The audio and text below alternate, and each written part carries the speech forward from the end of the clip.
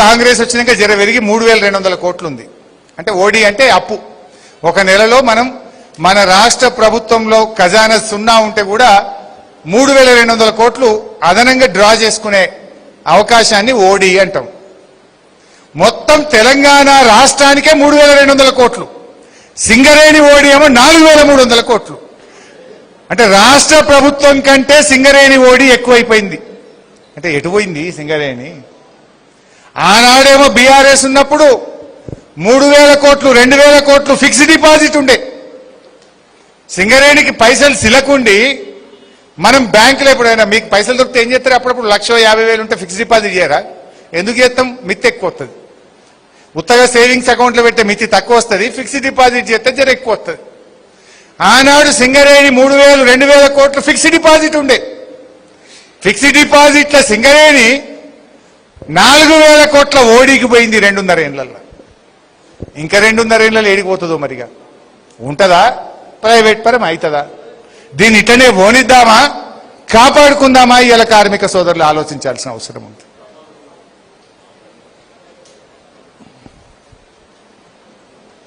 Football షోకులు,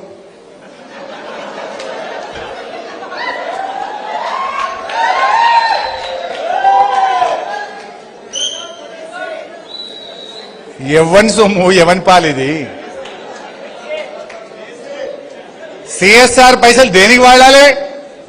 Singareni ప్రాంతంలో మంచినీళ్లకు వాడాలి, సింగరేణి ప్రాంతంలో రోడ్లకు వాడాలి, సింగరేణి ప్రాంతాల్లో పిల్లల చదువులకు వాడాలి, సింగరేణి ప్రాంతంలో కాలుష్య నివారణకు వాడాలి.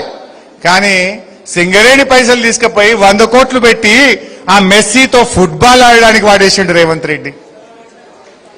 అంటే ఎటుపోతుంది మన సింగరేణి? ఏమైతుంది మన సింగరేణి? దయచేసి కార్మిక సోదరులు ఆలోచించాలి. ఈయన మన్మడు ఇద్దరు పోయి ఆడిర్రు, చూడలే మీరు? యాదుకుందా? ఈయన మన్మడు ఇద్దరు పోయి మెస్సీతో ఆడిర్రు. దీన్ని చూడడానికి రాహుల్ గాంధీ వచ్చిండు ఢిల్లీకి. ఇంకా ఎవరి కోసం? నువ్వు ఫుట్బాల్ ఆడితే మాకేమొస్తుంది?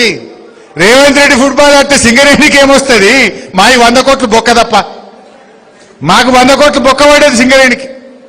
నీ షోకుల కోసం సింగరేణి నాగం పట్టించే కార్యక్రమం జరుగుతా ఉంది.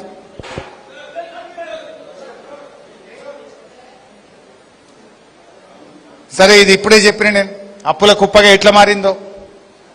ఇక మేనిఫెస్టో ఎలక్షన్ల ముందు ఏం చెప్పిరే? ఇది కాంగ్రెస్ పార్టీ మేనిఫెస్టో, ఇది నాది కాదు, ఇది కాంగ్రెస్ పార్టీ మేనిఫెస్టో. వాళ్ళు ఏం చెప్పినారు అప్పుడు ఓట్ల ముంగట? కారుణ్య నియామకాల విధానాన్ని పునఃపరిశీలించి సరళీకృతం చేస్తాం. సరళీకృతం అంటే సింపుల్గా, ఇంకా తొందరగా వచ్చేటట్టు, ఇంకా ఈజీగా నౌకరు వచ్చేటట్టు చేస్తాము అన్నారు. కానీ ఏం చేసిండ్రే? సరళీకృతం చేసిండ్రా? జటిలం చేసిండ్రు. మొత్తానికే బంధు పెట్టిండ్రు. ఆనాడు కేసీఆర్ గారు వారం వారం మెడికల్ బోర్డు పెట్టిండు, 16,500 ఉద్యోగాలు ఇచ్చిండు. 2.5 ఏళ్లలో రేవంత్ రెడ్డి ఏమి ఇచ్చిండు? గుండు సున్నా. ఇంకా ఇచ్చుడు లేదు. కేసీఆర్ ను 16,000 ఎట్లా ఇస్తావు? దీని మీద విజిలెన్స్ ఎంక్వైరీ చేస్తాం, ఉన్న ఉద్యోగాలు ఊడగొడతాం. అప్పుడు చంద్రబాబు పెట్టినట్టు గోల్డెన్ షేక్ హ్యాండ్ ఇచ్చి సింగరేణి కార్మికుల్ని ఇంటికి పంపిస్తాము అన్నాడు. అన్నాడా లేదా? మీరు పేపర్లలో చదివిందా లేదా?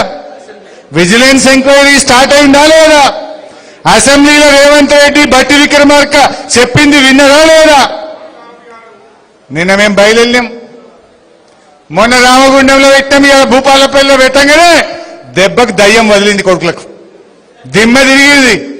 ఇవాళ పొద్దుగాల బట్టి విక్రమార్క స్టేట్మెంట్ ఇచ్చిండు, ఏగా ఇప్పటి నుంచి వారం వారం మేము కూడా మెడికల్ బోర్డు పెడతాం, మేము కూడా ఇప్పటి నుంచి తిప్పలు పెట్టాం, తొందరగా ఉద్యోగాలు ఇస్తామని ఇవాళ పొద్దుగాల మేము భూపాలపల్లి బయలుదేరితే పొద్దుగాల స్టేట్మెంట్ వచ్చింది.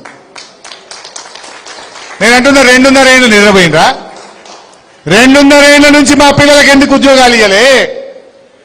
నేను మా ఈశ్వరన్న మా బొగ్గుగని కార్మిక సంఘం ఆధ్వర్యంలో సింగరేణి సిఎండి ఆఫీస్కు పోయి ఆ డైరెక్టర్ పాను బయటకు పిలిచి కార్మికుల్ని నిలబెట్టి చూపించాం.